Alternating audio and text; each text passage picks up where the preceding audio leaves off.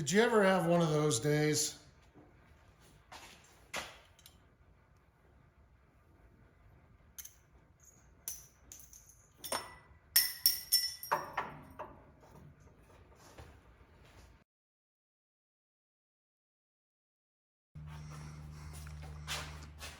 Okay, I got this thing jacked up, see? And the strut rod, see, it's in its neutral position. The arm is pretty much touching it. That's as far as I want to go with it. They're still off, but they're basically the same. It didn't really move that much. Now it's very... See, it's not a lot. And I've got this further forward. I've got the cross member farther forward than the Mr. Green. So shit, that's at least a half an inch, you know, right? That space right there. And then on here, look at that space, you know, that's, geez, I can get my whole hand in there, you know.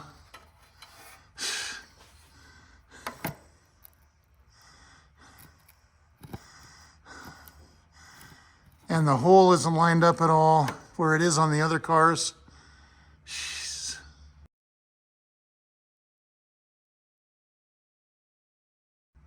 That hole, you know, up there, that's not lined up. This one's not lined up at all. And they were on both, on all the donor car, and there was a couple other Cadillacs I looked at, and that hole was lined up. On a Thunderbird,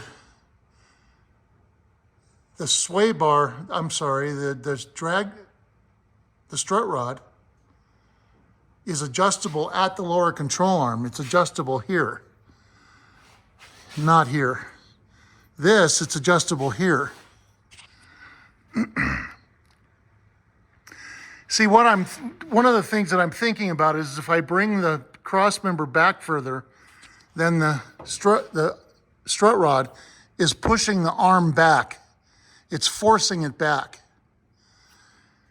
which is then putting undue stress on the bushing in my way of looking at it, right? So the arm can go like this, the lower control arm. So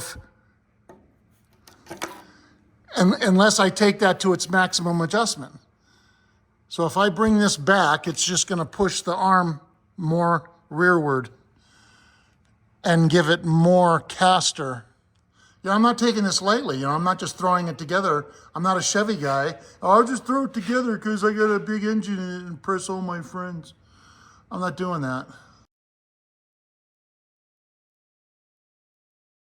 Working on Mr. Gold, but I'm under Mr. Green. And I want to take a look. I'm on Mr. Gold, I'm putting the cross, this is the cross member, I'm behind it. I'm looking forward from underneath the car. This is the back side. Let me get rid of this light, put it here. This is the back side of the cross member that I replaced on Mr. Gold. Here's the underside of the radiator, sway bar. There's the big cross member, right lower control arm. Everything's upside down. There's the motor, the tie rods, and everything, and the drag link. I want to attach this permanently, but the biggest problem that I'm having now, again, I've never done this.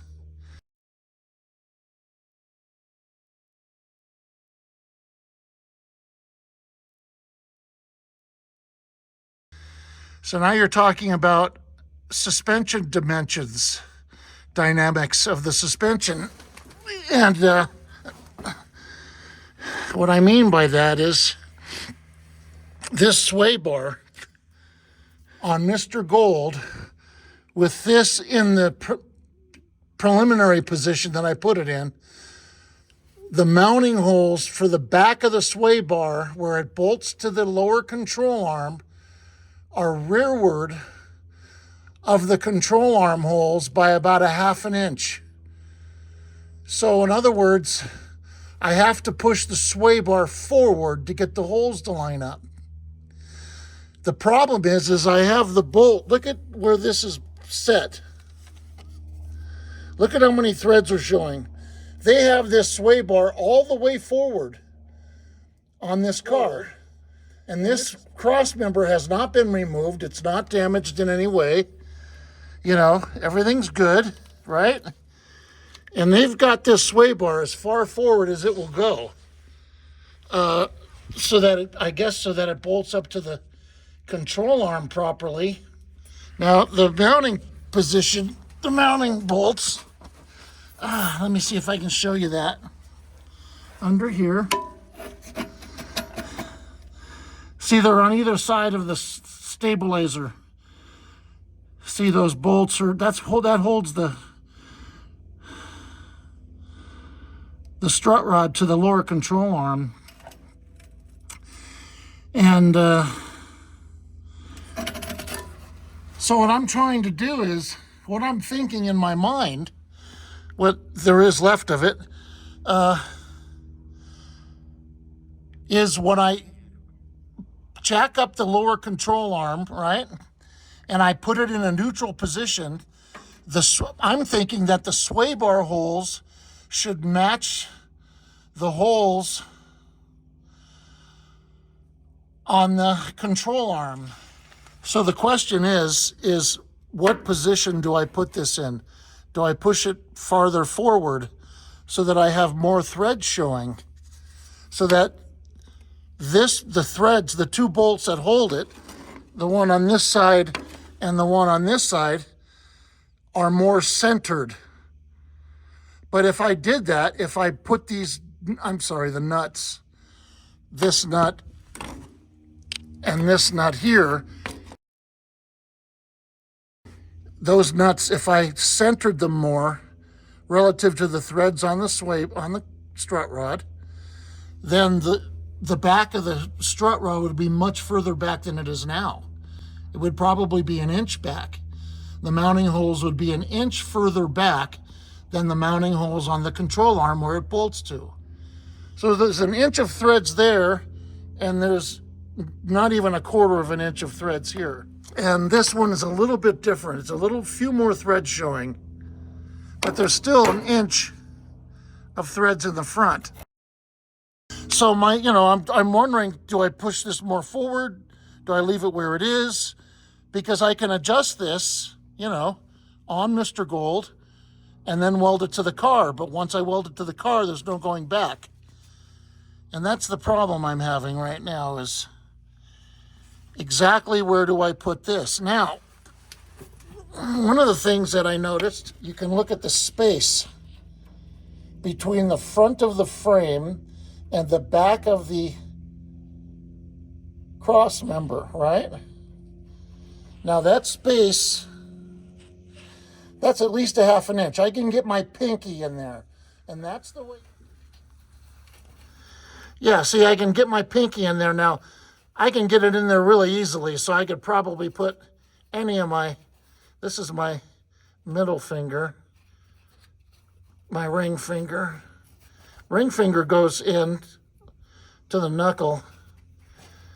Now you're thinking, why don't you just measure it with a ruler? Well, it's hard to see in there. And I'm blind anyway. Everything's a blur. So I can't really read the ruler, so I'm trying to determine it with my fingers. I have a good feel with my fingers. So this is pretty far. This is probably, what's your finger? It's probably 3/4 of an inch. So I guess I could do that. Look at these little nothing welds. Okay, enough of that. I've already complained about that enough. And then another spot that I looked at was the position of this. This is what protrudes through see how it protrudes through the cross member? The position of that relative to the cross member. So you can see there, that space. That space right there. Now the camera's not focusing. There we go. So that's about, I'm guessing that's about 1/4 of an inch. So I was using that to kind of determine it also. But I cut the tab off, let me go back. I cut the tab off right up to that point on the other car. So what I'm gonna do is, I guess I'm just gonna duplicate what this car is. I'm just gonna copy this car, copy the measurements from this car, and then call it a day. And all right, I brought it back. I brought the cross member back just a hair more than 1/4 of an inch. Okay. Yeah, I can't get my finger through, but I can get my pinky through. See? That's the way it was when, and the holes are lined up. Look at the big hole up there. They're kind of mostly lined up.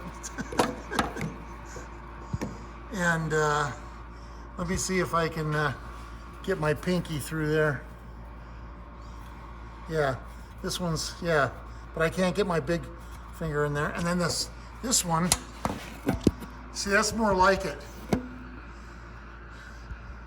That's just exactly where the donor car was, Let me point to that. See, you know what I'm talking about, but I'm talking about this space right here, this space right there between the frame and the cross member. That's about where that was. That's where the donor car was. That's where a couple of the other cars there in the wrecking yard, and that's where Mr. Green is. It's got to be 1/4 of an inch. Before it was probably a 1/2 an inch or more. So I brought this back at least 1/4 of an inch, a little bit more. Okay, and then, so now look at what I have to do to get this to line up.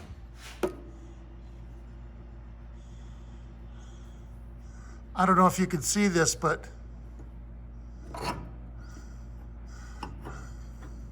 here, let's look at it this way. Let me put this here. Okay, watch. See, I have to bring the arm back.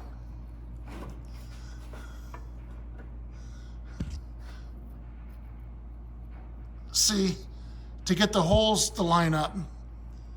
And I don't know if that's right or not, but that's the way the other cars are. So, I don't see any other way to go.